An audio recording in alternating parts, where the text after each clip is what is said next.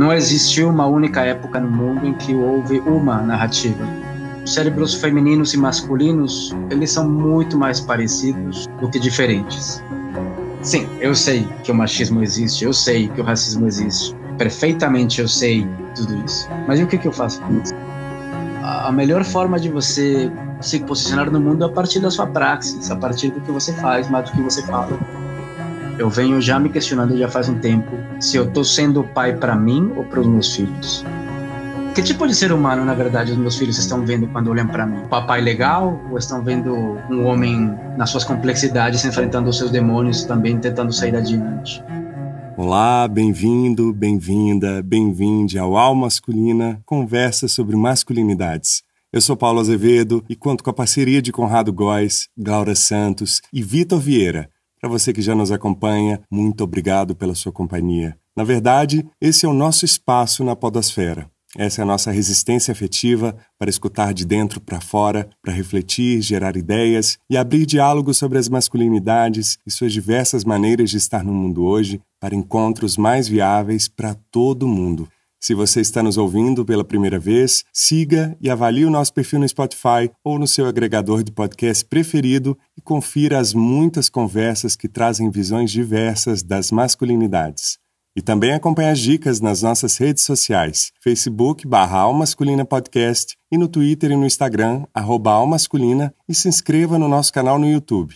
E não se esqueça, comente do Almasculina com seus amigos, compartilhe os posts e leve a Almasculina para mais gente. Para você que ouviu a primeira parte da conversa com o psicólogo e criador do Paternidade Sem Frescura, Leonardo Piamonte, já sabe. O Masculina agora é semanal. Você vai poder usufruir ainda mais as conversas com os nossos convidados em 2 episódios de menor duração e com menos cortes na edição.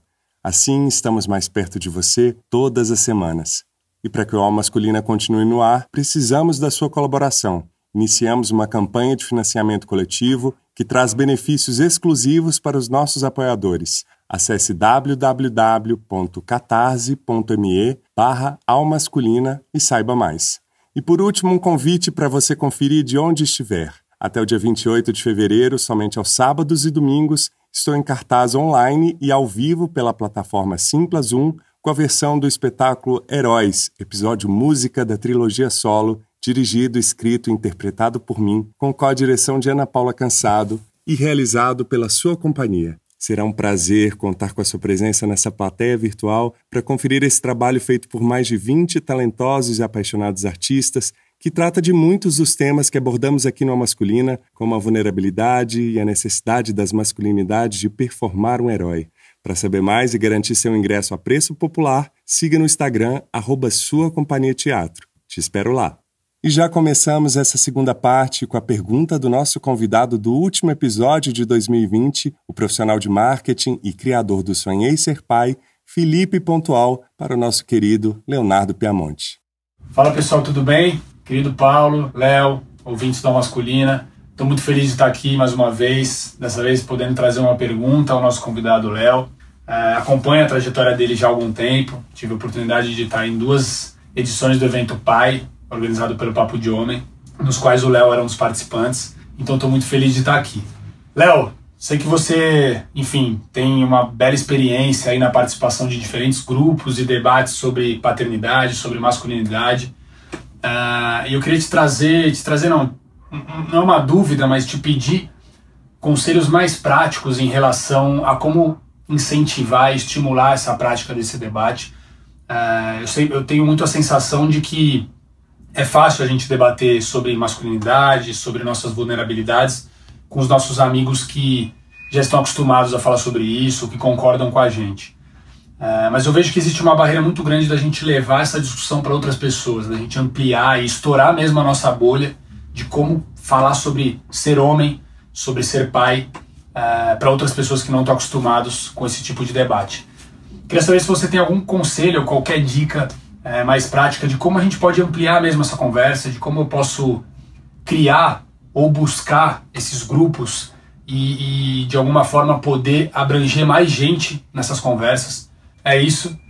Quero agradecer muito a oportunidade e parabéns pela participação. Eu acho que tem duas coisas que a gente tem que prestar atenção ali. Eu acho que a gente também tem que ter um olhar muito atento à colonização do pensamento do outro. Quem somos nós para dizer que o processo teu está errado? Assim, mesmo que a gente consiga ter os apontamentos e as lógicas e tudo mais, mesmo que a gente esteja certo até certo ponto, os caminhos são muito complexos. A frase de abertura, assim, agora me confundi que livro que era, mas não vou lembrar. Mas a gente nunca sabe com quem a gente está lidando, com as dores que as pessoas têm. As dores são muito profundas. Então eu acho que tem que ter também uma questão, assim, de evitar a visão única. As pessoas têm seus processos e não cabe a nós colonizá-las. Cabe a nós, sim, pontuar, e cabe a nós nos posicionarmos perante a violência, perante o preconceito, perante a injustiça. Isso é uma questão de princípios, não é uma questão de versões diferentes sobre a vida. E também tem uma coisa que eu acho que a melhor forma de você se posicionar no mundo é a partir da sua praxis, a partir do que você faz, mais do que você fala.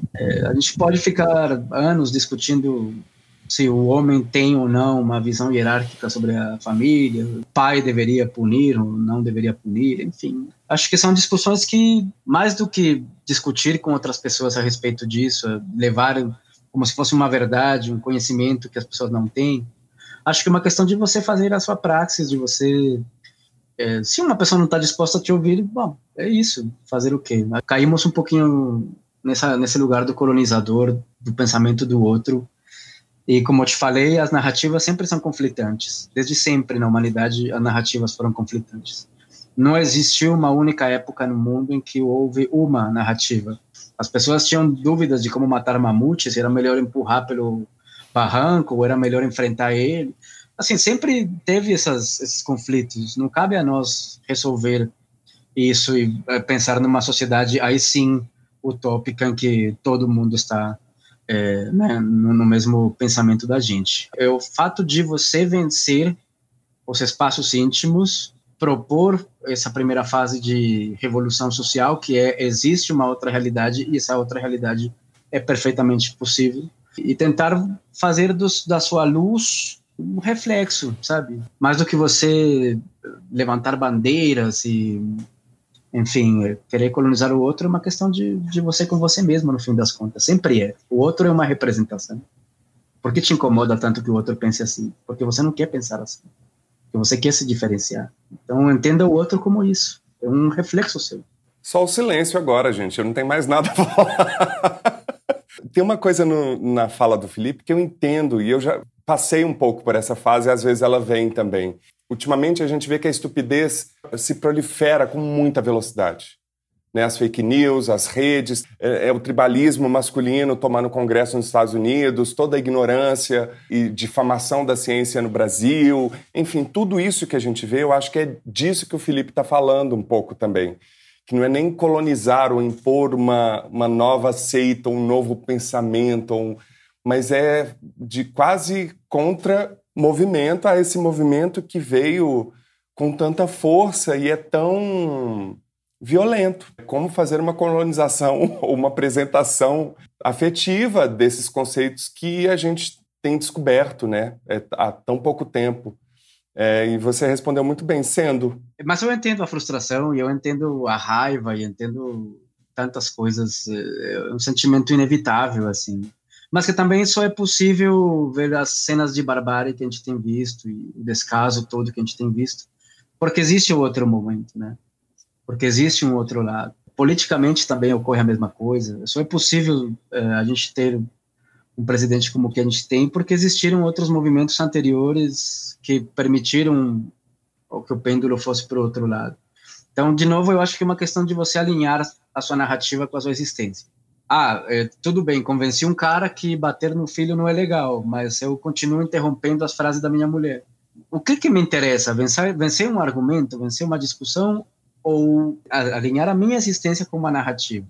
Alinhar a minha existência com uma forma de viver? A minha forma de viver, a minha revolução é o amor. Isso eu tenho claro. Eu entendi isso já faz algum tempo. E não é um amor cristão de agressão e, sei lá, passividade. Não é isso. A arma que melhor vai se alinhar vai ser isso. Você conseguir pensar no seu íntimo, no seu círculo e em você mesmo como um espaço de segurança, de oferecimento de possibilidades. Que o outro humano esteja num caminho diferente, é isso, é uma luta de narrativas. Uma se impõe às vezes, outra se impõe do outro momento, mas a minha existência nesse planeta, enquanto estiver aqui, será essa. Tentar me alinhar com aquilo que eu acredito. Como é que eu me posiciono com os casos de violência feminina? Ou eu somente falo de paternidade? Com as questões do racismo? Ou eu só falo agressividade na criança de 3 anos? Assim, que tipo de ser humano, na verdade, os meus filhos estão vendo quando olham para mim? Estão vendo o papai legal? Ou estão vendo um homem nas suas complexidades, enfrentando os seus demônios e também tentando sair adiante? Eu acho que é isso. Não vai ter uma colonização, não vai ter uma conquista do outro lado nunca. Vamos tentar abrir mão dessa ideia, porque isso não vai ocorrer. Pelo contrário, quanto mais a gente avançar, mais resistência a gente vai encontrar.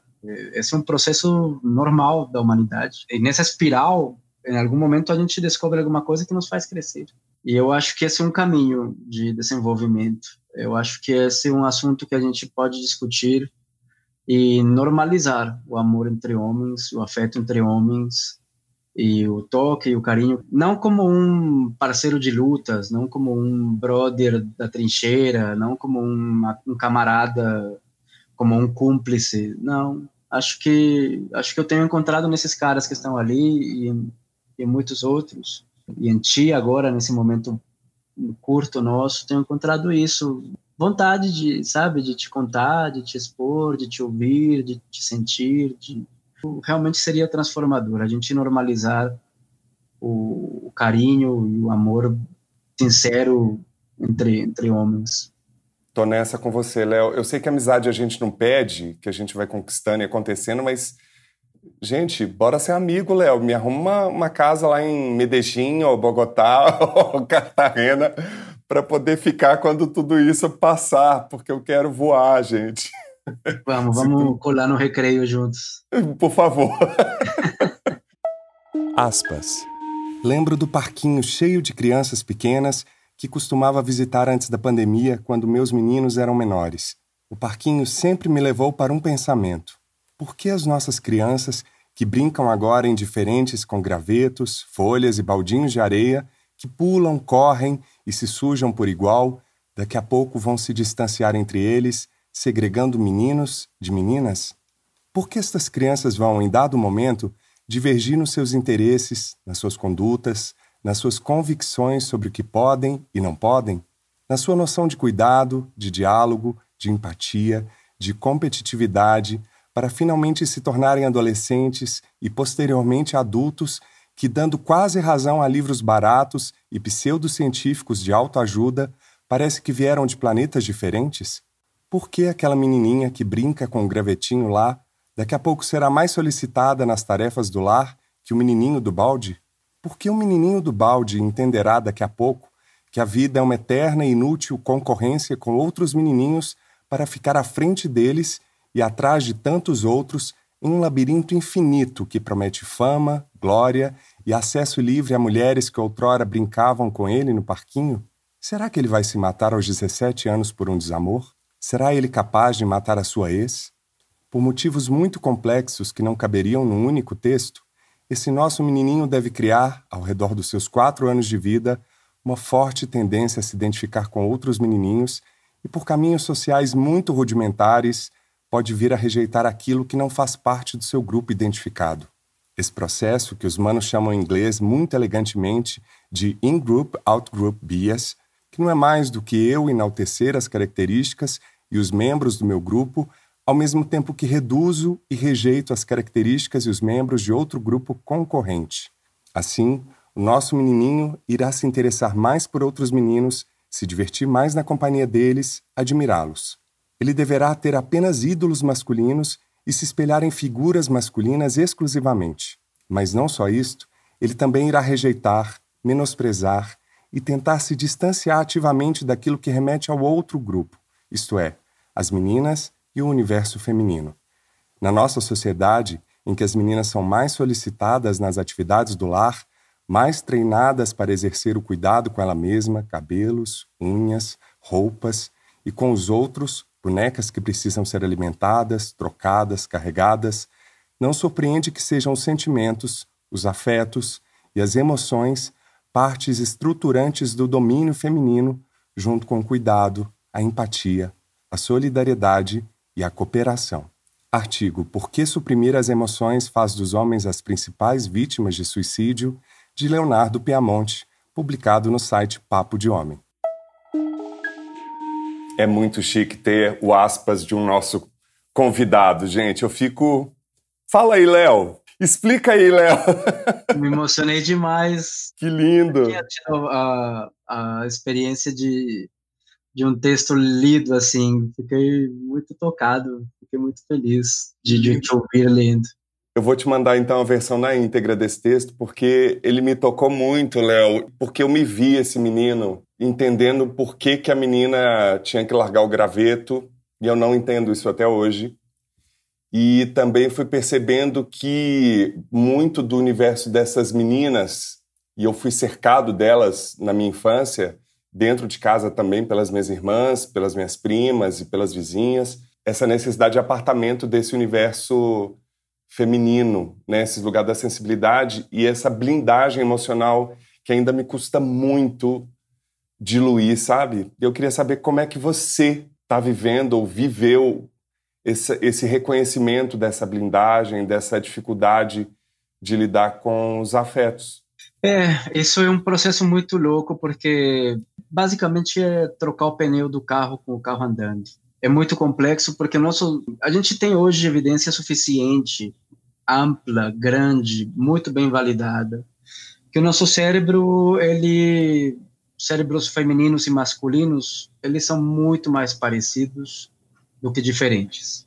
As grandes diferenças encontradas, por exemplo, nos estudos feitos pela Gina Rippon, por exemplo, que depois a gente deixa a referência, mostram que, por exemplo, se a gente analisar 100 cérebros masculinos e 100 cérebros femininos, a gente encontra mais diferenças na elaboração de tarefas, na análise emocional, na leitura empática, na resolução de conflitos entre os 100 homens do que comparando os homens com as mulheres, ou entre as 100 mulheres do que comparando as mulheres com os homens. O nosso cérebro vem a este mundo carregado de neurônios por um motivo muito importante, é que um bebê tem que sacar o mais rápido possível onde ele está inserido. É uma questão de vida ou morte. A gente não é um burrico, embora algumas pessoas insistam em concorrer para esse lugar. A gente não é um inseto, a gente não tem um fototropismo que nos empurre a fazer as coisas. A gente vem com um cérebro extremamente capaz de aprender onde eu estou e o que é para eu fazer, para eu ser querido e amado. Basicamente isso. Esse processo ele ocorre de forma muito violenta e forte antes dos 3 anos. Exatamente nesse momento, nos 3 anos, que o menino na creche vai ter uma mudança muito grande nos brinquedos que ele usa. A gente tem dados também muito grandes e amplos, também posso deixar as referências, de como o menino deixa de levar para a escola objetos como mantinhas, pelúcias, objetos de transição, enfim, paninhos, e passa a levar heróis bem nesse momento dos 4 anos, ou elementos competitivos como bolas, tacos, enfim. Há um processo social que ocorre aí muito cedo que vai nos estruturar. É um arcabouço a partir do qual a gente vai colocar os penduricalhos da nossa vida. Mexer nisso é muito dolorido.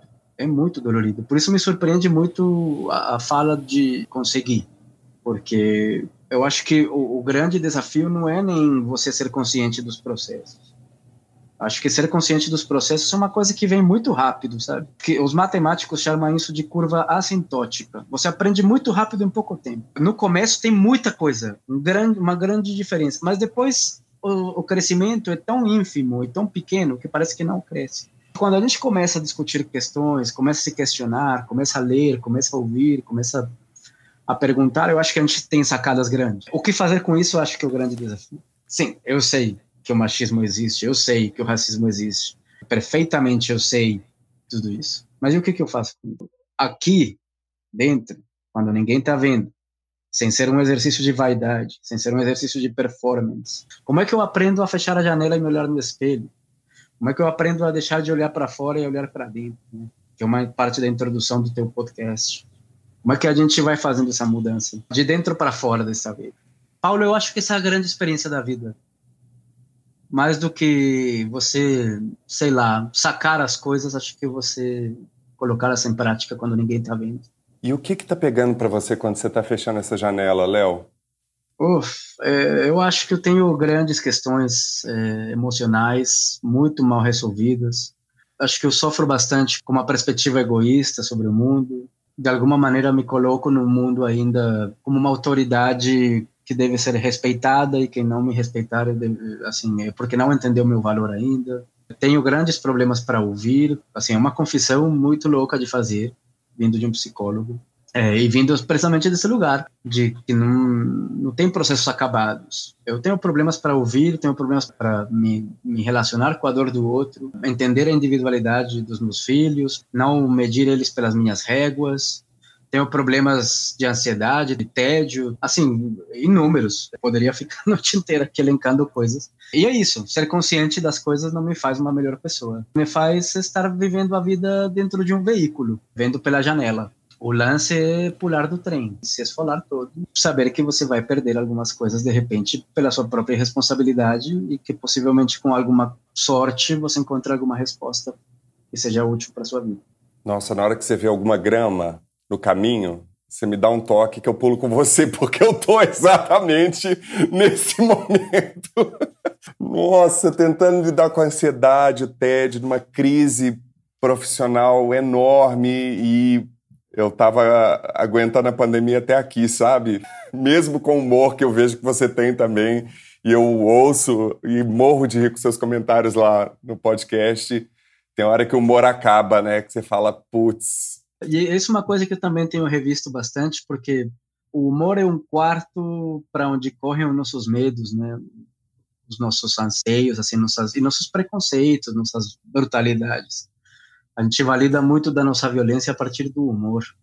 E nossa violência é com a gente mesmo, né? Essa primeira DR, esse primeiro processo é com a gente mesmo. Eu acho que é esse o sentido da coisa, sabe? Da experiência de estar vivo é a experiência reflexiva. O resto é puro detalhe. Também acho. Escuta aqui. Momento das dicas preciosas de filmes, livros, documentários, artigos. De coisas que eu tô lendo agora, que eu acho que têm sido muito positivas. Tô lendo um livro da Gina Ripon, The Gendered Brain, que é alguma coisa como o cérebro com gênero.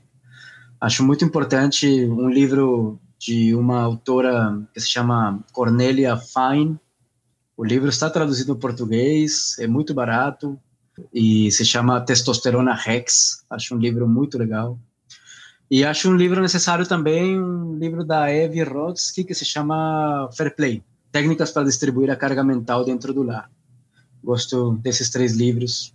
Dicas, leia menos, viva mais. Eu lembro que o Carlos Gonzalez, eu encontrei ele faz uns anos, e eu vim com uma pergunta muito semelhante, assim, às perguntas que eu às vezes ouço, assim, tipo, pô, me dá uma dica, assim, o que você recomenda, o que eu posso fazer? Eu perguntei para ele, em algum momento, ele fala assim, vai brincar com seu filho, assim, é isso que você tem que fazer. E mais do que brincar, vai ver se tem toalha suficiente, ver como tá as meinhas, a gaveta das cuequinhas, assim, é isso. Léo, você já deu uma dica que eu trouxe aqui, que é o Soul, animação de 2021 do estúdio Pixar, dirigido pelo Pete Docter, que é o mesmo responsável por Divertidamente e Monstros S.A., que conta a história do Joe Gardner, que é um músico que, após um acidente, ele se vê de volta ao estado de alma, num lugar em que as almas são formadas e recebem personalidades antes de serem enviadas aos corpos humanos. E 2 perguntas se destacam nesse filme. Você já se perguntou de onde vem a sua paixão, seus sonhos e seus interesses? O que é que faz de você, você? E o filme é considerado um dos melhores dessa temporada. É o primeiro da Pixar que traz um protagonista negro e que, mesmo com as críticas, a animação é carregada de cultura afro-americana, em especial na ótima trilha. E está disponível no Disney Plus. Uma dica, eles têm 7 dias de experimentação, de teste grátis, então aproveitem mais esse canal, mais esse streaming aí nesse período. É um filme incrível. Ele traz exatamente isso, assim, por que a gente está vivo, sabe? O que será que esse destino? Esses momentos em que a gente, assim, por quê? Porque o exercício de caminhar, porque o exercício de contemplar não é um exercício válido dentro dessa cultura de performance? Porque tudo tem que ser registrado, porque tudo tem que ser comentado, tudo tem que ser digerido. Eu acho que eu tenho tido algumas crises, Paulo, nesse sentido, assim, com a minha missão, sabe? Eu entendo que existe, sim, um caminho ali que eu posso, de repente, ser útil em alguma fala para um outro homem, isso me deixa muito feliz. Eu acho que eu tenho estado muito resistente às mídias sociais, tenho publicado muito pouco, tenho escrito muito pouco, porque eu venho antes do filme já, o filme vem para consolidar um pouco essa visão. Eu venho já me questionando já faz um tempo se eu estou sendo pai para mim ou para os meus filhos. E se eu estou falando de paternidade para a galera ou eu estou, de alguma maneira, querendo ajudar, sabe? Honestamente, eu acho que a missão que eu tenho na vida, ela é muito mirabolante e ela é muito quixotesca também. E tenho deixado de lado a experiência de estar vivo, sabe? Do ócio, do nada, sabe? Da existência pura e simples. E da coexistência com esses meninos que a gente carrega de experiência útil. Um sábado sem fazer nada tem sido uma experiência maravilhosa. Isso a pandemia trouxe um pouco. Um sábado sem a pressão do parquinho, sorvetinho, casaquinho, teatrinho, vivência, experiência, aprendizado. Um sábado olhando para a cara do outro, fazer necessariamente alguma coisa, tem sido, às vezes, mais edificante. É um filme que nasce um clássico para mim. Eu espero que todo mundo possa assistir e se questionar realmente assim. Propósito e missão. Quem te impôs? A que atende esses propósitos e essas missões? Especificamente, quem está deixando de ser atendido na busca dessa cauda do cachorro, sabe? Estou nesse momento também, Léo. E aí eu queria trazer também, para engrossar esse caldo aí, a série Wanderlust, que é uma série de 2018. No Brasil ganhou o subtítulo de Wanderlust, Navegar é Preciso, do Nick Payne, que é uma produção da BBC que está disponível na Netflix e é protagonizada por Joy Richards, que é interpretado pela Toni Collette, que é incrível, sensacional, que ela faz uma terapeuta que está decidida a reacender a chama do casamento de 20 anos e 3 filhos após um acidente de bicicleta. Enquanto ela tenta essa reconciliação, ela se depara com algumas histórias de amor, ganância, desejos proibidos pelo caminho. E é muito interessante perceber que os personagens dessa série, principalmente o casal protagonista, eles saltam do trem. Eles percebem que aquele vagão daquele trem que eles estão já não serve mais e se arriscam a reviver não só a relação, mas cada um consigo mesmo. A série aborda, para além de relacionamentos abertos, essas duas palavras tão carregadas de preconceitos e tabus, a série aborda a crise de meia-idade e o resgate de um passado compensatório, com um ótimo roteiro e um elenco sensacional em apenas 6 episódios. Está na Netflix, não perca.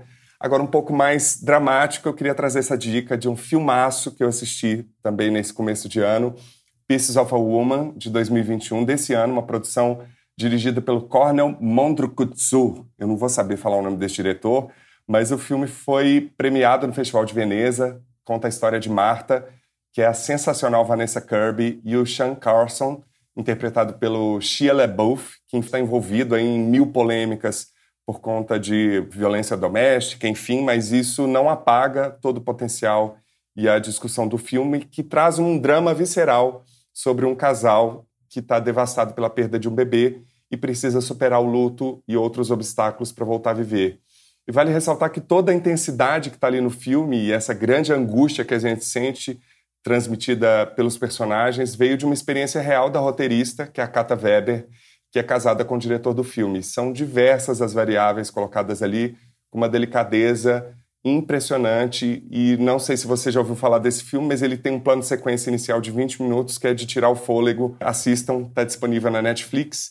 E por último, um podcast que é a 5ª temporada do Sexoterapia da Universal Wall, com a nossa querida parceira e sexóloga Ana Canosa e a jornalista Marina Bessa, trazem nesses 8 episódios, do 35 ao 41, e trazem os homens para o debate sobre hábitos, comportamentos e dilemas sexuais que eles também enfrentam, mas nem sempre contam. É muito curioso ver como é que elas trazem os temas como disfunção sexual masculina, machismo, desejo e casamento, identidade de gênero, violências nos relacionamentos, sempre com conversas muito ricas, uma ótima oportunidade de aprender sobre sexualidade, ainda mais na companhia de uma especialista como a Ana Canosa, que vocês acompanharam aqui na temporada passada, que comenta os casos enviados pelos ouvintes e também conversa com os convidados especiais. Ouça, porque tá muito legal. Tem a Laerte, Cláudio Serva, do Prazer Ele, enfim, tá muito bacana. Eu te ouvindo, eu vou seguir tuas dicas, evidentemente, mas me lembrou de um trailer que vi ontem deste filme da Glenn Close, que o marido dela ganha o prêmio Nobel, e é a história da viagem deles para receber esse prêmio. Eu vi esse filme, chama A Esposa. Ela foi indicada ao Oscar por esse filme, ele também, que é um super ator, que é baseado no romance da Maggie Wolitzer. Cara, como a gente é assim, sabe, invisibilizando, impedindo, castrando as pessoas que a gente mais ama, assim, se alimentando da madeira delas, particularmente, para aumentar o brilho da nossa fogueira. Esse filme eu acho que traz uma reflexão boa de até onde os casamentos são instituições em que as duas pessoas estão envolvidas, até onde uma coisa é amor e até onde outra coisa é função. Achei legal. É um filme de 2017, a gente fala muito dos silêncios dos homens e tal, mas vê-la nessa função, quantas histórias foram apagadas de grandes nomes, né? Outro dia uma amiga estava me falando da irmã do Mozart. Nunca tinha ouvido falar, que era uma exímia pianista. A própria Frida Kahlo e o Rivera, né? Sem contar outras tantas minorias. Quantas histórias estão apagadas aí, numa função de sustentar, né? Esse filme é incrível. Querido, eu sei que você está afastado das redes, mas como é que faz para te achar? A questão é se eu quero ser achado. Mas, assim, quem quiser me mandar um e-mail, leonardopiamonte@gmail.com. E, Léo, quem você gostaria de indicar para ter essa conversa aqui no Alma Masculina? E por quê? Tem muitas pessoas que eu gostaria de indicar, tem muita gente que eu amo de paixão e que eu acho que tem muito a dizer. Eu tenho uma pessoa que pertence a um círculo de poder, que é a medicina. O nome dele é Felipe. E esse meu amigo Felipe, ele é um obstetra. E ele criou um programa que se chama o Paternatal. Ele é pai da Carolina, que é uma menininha fofíssima. Ele decidiu investir boa parte do seu tempo e do seu recurso e do seu conhecimento desenvolvendo estratégias efetivas para incluir o homem dentro do processo pré-natal. E eu acho isso, assim, plantar tamareiras. Um homem que se envolve com o momento mais vibrante que pode existir na vida de um ser humano, que é nascer, ser parido, né? Acho que é um homem que já começa, de repente, a ter uma sensibilidade diferente com essa vida que se inicia ali, e talvez consiga gerar novos acordos com essa mãe desse bebê e com ele mesmo. Então, eu acho que ele tem muita coisa prática, pragmática, real a contribuir com o debate. Acharia muito legal que esses processos de pré-natal masculino sejam considerados até uma semente para uma política pública apontando a uma sociedade mais igualitária, por que não? A gente tem que discutir isso, sim.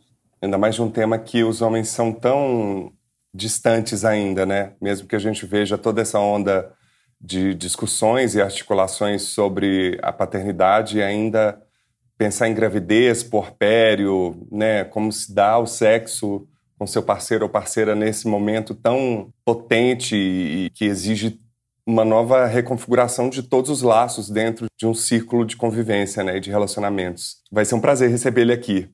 Léo, obrigado pela sua sensibilidade, pela sua escuta. É muito bom ver alguém que não se coloca na persona psicólogo, autoridade de um assunto, que você consiga cada vez mais ter esse encontro com a sua janela fechada, que você já disse aqui. É engraçado você falar janelas fechadas, foi bem uma palavra que eu usei hoje, inclusive. Enfim, a vida traz umas conexões incríveis. Muito obrigado, Paulo, de verdade, pelo espaço, pelo carinho. Foi um prazer estar contigo aqui. Tomara que a gente consiga se encontrar mais e sempre. E estou por aqui. Obrigadíssimo.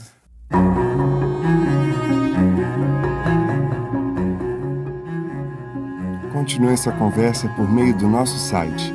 Lá você encontra todos os episódios na íntegra, as dicas dos nossos quadros além da transcrição do aspas, escuta aqui e lugares comuns. Anote aí, www.comcultura.com.br/almasculina e colabore para manter o Almasculina no ar por meio da nossa campanha de financiamento coletivo.